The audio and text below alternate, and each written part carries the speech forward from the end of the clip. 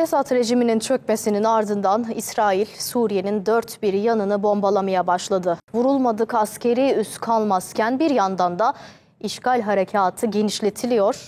Golan Tepelerindeki tampon bölgeyi ele geçiren İsrail askerleri Şam'ın sadece 25 kilometre uzağında.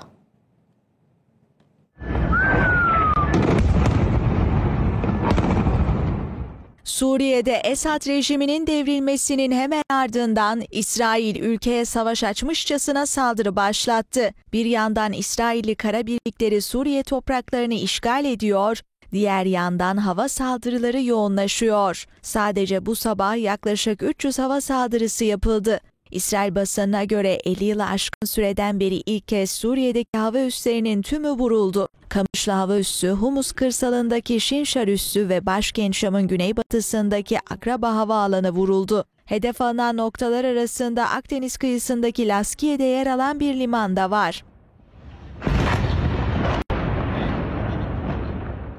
İsrail, Esad'ın devrilmesinden hemen sonra da ilhak altında tuttuğu Golan Tepelerini çevreleyen tampon bölgeyi tedbir adı altında işgal etmişti. İsrail askerleri Şeyh Dağları'nın Suriye tarafında kalan bölgesine girdi. Emri Netanyahu verdi.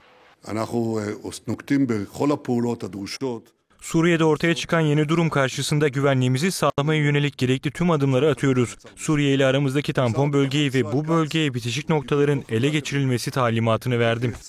Hem Netanyahu yönetimi hem de baş müttefiki Amerika Birleşik Devletleri, İsrail'in Suriye'deki varlığının geçici ve sınırlı olduğunu açıkladı ama gelişmeler tam aksi yönde ilerledi. İsrail tankları Suriye'de ilerlemeye devam ediyor. Hatta başkent Şam'ın 25 kilometre yakınına ulaştıkları iddia edildi. İsrail ise bunu yalanlayarak askerlerimiz tampon bölgeden ayrılmadı dedi.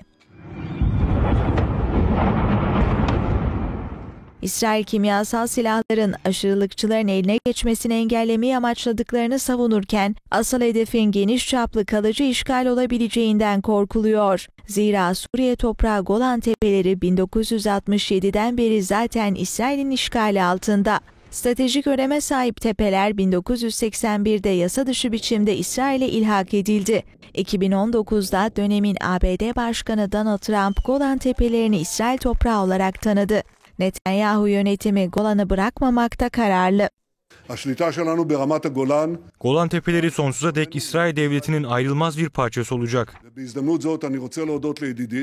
Ancak Filistin'in yanı sıra Lübnan'ı da işgal eden İsrail'in şimdi Suriye'yi hedef alması riskli bir kumar olarak görülüyor. Netanyahu'nun iktidarı devralan Suriyeli muhaliflerle kötü bir başlangıç yapması geri dönüşü olmayan hata olarak yorumlanıyor.